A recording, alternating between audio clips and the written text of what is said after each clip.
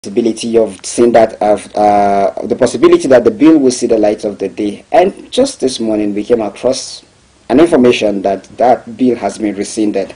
It has been cancelled because it is aiming at the offices of top political juggernauts. Yes. Now, sorry, go ahead, sir. I think diplomatic immunity is necessary. The essence of diplomatic immunity is not to shield them from prosecution generally. It is, I call it diplomatic official immunity. Diplomatic immunity is for members of the diplomatic corps, like foreign envoys, ambassadors from different countries. They enjoy diplomatic immunity.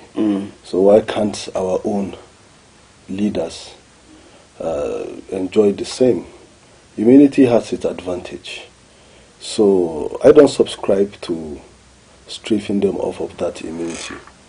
And most criminal offenses that people doesn't know, most criminal offenses are not statute bar. So meaning that the offense can remain even after their service in office. Unlike some crime that you say, okay, some offenses that you say they are statute bar. After 10 years, you cannot take action anymore. But most criminal offenses are not subject to that statute of limitation. So the point here is that the essence of immunity is for them to concentrate in the paraphernalia of office, which is very important. Let them focus on serving people. Let them focus on the responsibility that is accrued to that office. The office is actually a very busy office. For any reasonable or responsible politician that want to work in the office is very busy. So I support that governors and deputy governors should still enjoy immunity. After office, you can prosecute them. We have had governors that after office, they were prosecuted and they were eventually convicted. We have had a lot of them. We have had the case of Ibori. We have had our own former governor Joshua Dari. We have had Taraba State former governor Jolly Nyame. We have had so many of them. The number is endless. That after office they were prosecuted. Even John Ojang, after office, he was prosecuted. Actually, even though the court later on vindicated him, but he was prosecuted. But while he was in the office was very busy. It's a very, very busy office. So, and then by our criminal jurisprudence, if you have been accused of crime, you ought to be in court. That is the general rule. We know that the new ACGL has created some exception, but the general rule is that you must be in court. Apart from being in court, psychologically, you are aware of the pendency of that case. It will affect your concentration. So I support that our governors should still enjoy immunity, so that will enable them to consider after office. If you have any allegation against them, you can. And it may also interest people. People thought that they also enjoy civil immunity. They don't enjoy civil immunity. You can sue them on civil action because our civil jurisprudence does not require their physical presence. Once they are represented by counsel, they can. So they are not immune. The immunity is a criminal immunity. It's not a civil immunity. So you can sue them in their civil capacity. So it's not as if they are shielded completely from the law. So if they have wronged you through a civil wrong, through a tortious liability, you can institute an action against the person, even if it's a governor or a president. So the immunity only comes in during criminal allegation. That is where the immunity will come during criminal trial. And I think they should still enjoy the immunity because the reality of the office is that it is indeed a busy office. You said something about you made there's this time you used legal time you used the status bar or something. Yes, statute of limitation. So I say most criminal offenses are not statute bar. And what we talk about statute of limitation, there are some offenses mostly civil offences that if you did not institute action within the period of 7 years, 10 years, depending on what the law says, you cannot longer institute an action. You have waived your right. There are also some infraction that if you do not institute action within 21 days, then you have waived your right. That actually takes my attention to a verdict that was passed within the week by the State High Court, Plateau State High Court. 2 individuals that were accused for murder have been in prison for about 15 years since 2010, and I think within the week a verdict was passed, and it was the capital for punishment. They were sentenced to death. And I wanted to ask this question: after the long period of 15 years in custody, is that verdict okay? Isn't it extreme? It's not okay, because the verdict will commence from the date of their incarceration. It wouldn't have been okay if they are innocent. If they are found to be innocent, it wouldn't have been okay, because 15 years behind bars, and at the end of the day you say this person is innocent, then what becomes of the time he wasted? How much business he would have done within that 15 years? You understand? Someone just, I was watching a program, was it yesterday also, of a person, not in Nigeria, in the United States of America, spent 53 years, 53 years in incarceration, 33 years in incarceration, because he is 50-something years old now. So he said, as long as he is concerned, he never knows love, and at the end of the day he was released. And then he said that the charges were trumped-up charges. You remember recently in one of the states in southeastern Nigeria, of a person who spent how many years in prison over an offense he never committed. It was the governor that found him and then granted him pardon or whatever. It's on trumped-up charges. And that is why you see lawyers come and say, if you have investigated, there is this general sentiment in Nigeria against lawyers, that, oh, lawyers, you see this person has committed an offense, yet you are defending him. How about if he did not commit the offense? How about if it is a trumped-up charges? How about if it is a mistaken identity? That is exactly what lawyers does. But it appears the society has misconceived that. Even yesterday, the NBA had its monthly meeting, the NBA, the Jos Metropolitan Bar. One concern was raised about an individual who said that someone who murdered a student, he said the lawyer that took up the charge was a hungry lawyer. A very wrong perspective. How about if that person turned out to be innocent? How about if there was a mistaken identity? You are wearing somewhat blue and then pink or whatever. Then a thief jumped into my house. He was wearing the same dress, and the thief was able to run away. And then I said, it must be you, because I didn't see the face of the thief. All I saw is what he was wearing, and then you were arrested. And when police investigation will ask me a question, I'll say, oh, it was Mike Pedro I saw. And then you will be wrongly incarcerated over mistaken identity. The lawyer is there to say, do the right thing. Let's look at the investigation, whether there was no mistake. But, that is why you see lawyers are saying identification parade is wrong. Criminal parade is wrong. Media parade is wrong. Even the present IG have started frowning at media parade. Some people will commit crime, then you go do a random raid. Then you come on parade and you say, these are the suspects. Mind you, the law said they are innocent. Under Nigerian law, they are innocent until the court says they are guilty. Actually. Then you parade them, and then you show the world that these are the criminals. Meanwhile, you may use the word suspect. We arrested 20 suspects. These are them. You parade them on media. Some of them perhaps they have a suitor they want to marry. You say, oh, this one is a criminal, they show you go. Some of them have business deal. That business deal is gone. And then at the end of the day, you take them to court. And the court says they are innocent. Then how do you compensate them for what you have cost them? You know, so this is how lawyers think. This is how lawyers reason. But unfortunately, we are in a very sentimental society where people say, how can parade them? And we also believe in public shaming. Nigerians believe in public shame them.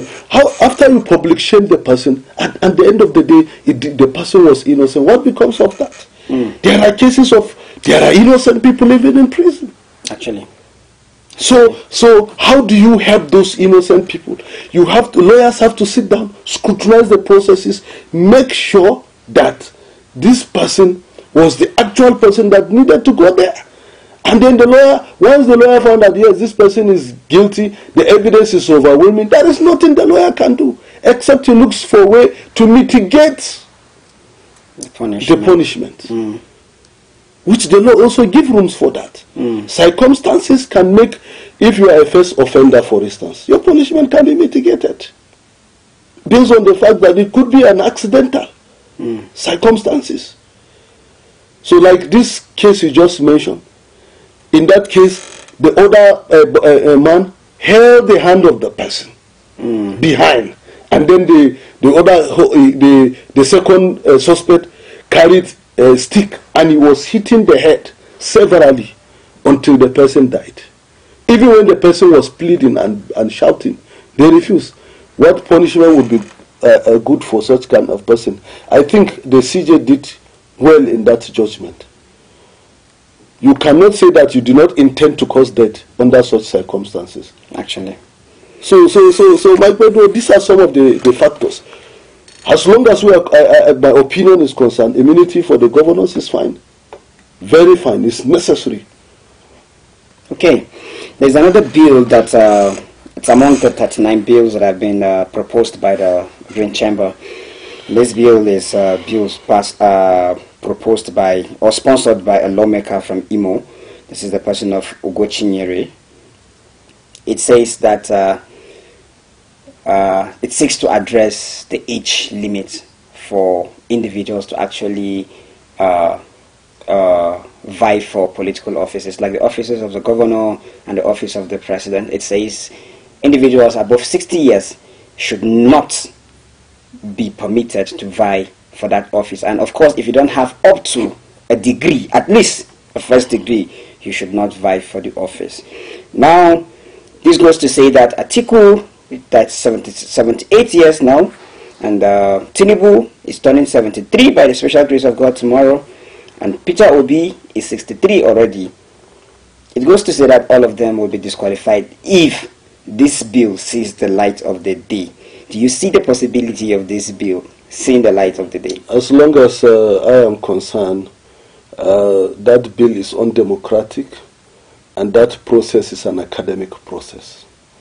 And then we did not vote our House of Assembly or House of Reps members to go and embark on a voyage of discovery.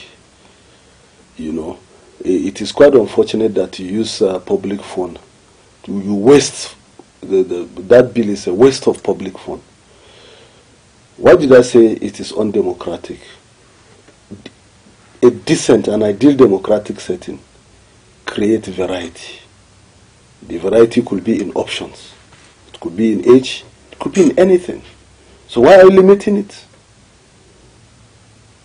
How old is Donald Trump? How old is his predecessor? Biden. Joe Biden. It doesn't matter your age. We have had wonderful old leaders. We have also had terrible young leaders. So what we want is not the issue of the age. We want the best. Can you use Yahya Bello, for instance, as a good example for the youth? Not at all. Can you also suggest that we never had good youth that occupy public space? Of course we have. So what are we saying? When we're talking about our post-independent leaders, most of them were youth when they were leading this country, and they did fantastically well. And even in Nigeria presently, there are youths that are doing fantastically well. So, and then there are also old people that are doing fantastically well. So you cannot say because somebody is old and that makes him bad. The young person will become old someday. So you can never be old without being a youth. So you are once a youth before you become old. So I think credibility should be our focus, not age. You know, we have this problem with blackmailing people because of their age. Like, if you want to do something, someone will tell you, you are too young, you are inexperienced, you are naive. That's a problem we have. And then you will now look at in other climes, your mates are doing exploits. Of course. Even here in Nigeria. Yes. So you can see, so why is it that somebody want to use your age to blackmail you? So we shouldn't use the age of the old to blackmail them, as well as the age of the youth shouldn't be used to blackmail them. Let's look at potentials. Let's look at quality. Let's look at credibility and merit. That is all we need. Not this issue of old and able. There are old people that are still strong, vibrant, and have national interests. So what would you say about that? Actually. So at times even your physical strength is not all the time that it is determined by your age. Yeah. Yes. I agree. You know, there are so many examples. I agree with you. You see what Obasanjo was doing during his birthday, the acrobat. How many young people will be able to do that? Actually. You understand? I know of a young person that she is not up to, she's around 18, 19 or thereabout. But if she treks, for instance, from St. Augustine Seminary to Febuna Hotel, she will have to take pain relief. Wow. But when you go to some villages, you will see old women carrying stick, trekking kilometers. Some people will carry sticks from the farm. How many kilometers? And they will trek back home. Old women. So even your physical strength is not all the time that is determined by your age. Actually. So your intellect is not always all the time determined by your age. Actually. So we need the young, we also need the old people. So this proposal, as long as I'm concerned, is useless, it's waste of public fund, and it's an academic exercise that will add no any value in our politics. So just imagine if you shot people like Konkoso, like Peter Obi, like Atiku, from contest, like Tinubu. By that law, Tinubu automatically you will not contest the election. I even want a situation that will have a competitive atmosphere. Let the youth come together and say, okay, this is our youthful president we want. Let them pushing for bills like this. Let's be pushing for bills like having independent candidature, having to allow Nigerians in the foreign to actually participate in the electoral process. Yes. And one of the bills that I feel it's okay with me is that one that says that proposes that the election should be done in the same day, so as to reduce, and the campaign period should be reduced so as to reduce the wastage in campaign and what have you. All of those make a lot of makes sense to some extent. More sense than yes, more sense. It also creates variety that we are talking about. Yeah. Let me just lend my voice to a trending issue too, that the sole administrator of Rivers State has appointed a chief of staff. You can see how undemocratic that state of emergency is. A serving naval officer now becoming a chief of staff in a democratic setting. So where is the very unfortunate, very, very unfortunate. So you can see that they have corroborated some of the things we stated when this state of emergency was declared. We said it was only wrong. Not only that it was wrong, that Tinubu derived his legitimacy from the electorate, just like Fubara also derived his legitimacy. Thank you very much. You've been wonderful. You mind your integrity. They want to feel like you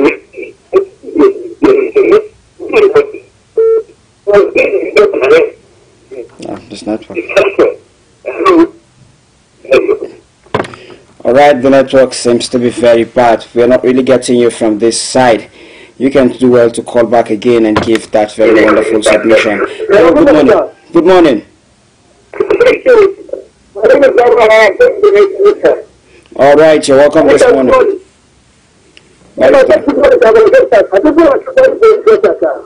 Okay.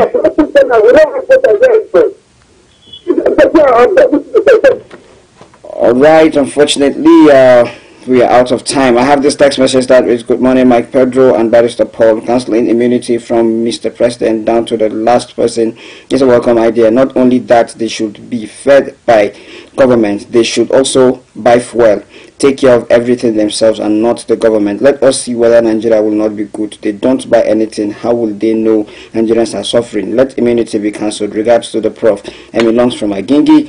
All right, thank you, Mr. Emmy Longs, for this wonderful text message. Hello, good morning. Good morning. You're welcome this morning. All right, Musa Kalu, you have just a minute, please. Thank you. You're talking about immunity. Immunity is really the problem. What are the works of the executive? Are they not the watchdog of the this executive? They need to stop them, hold them. That is why we say the institution should be working. Any corrupt leader before he plays with Nigerians, they don't remove that person.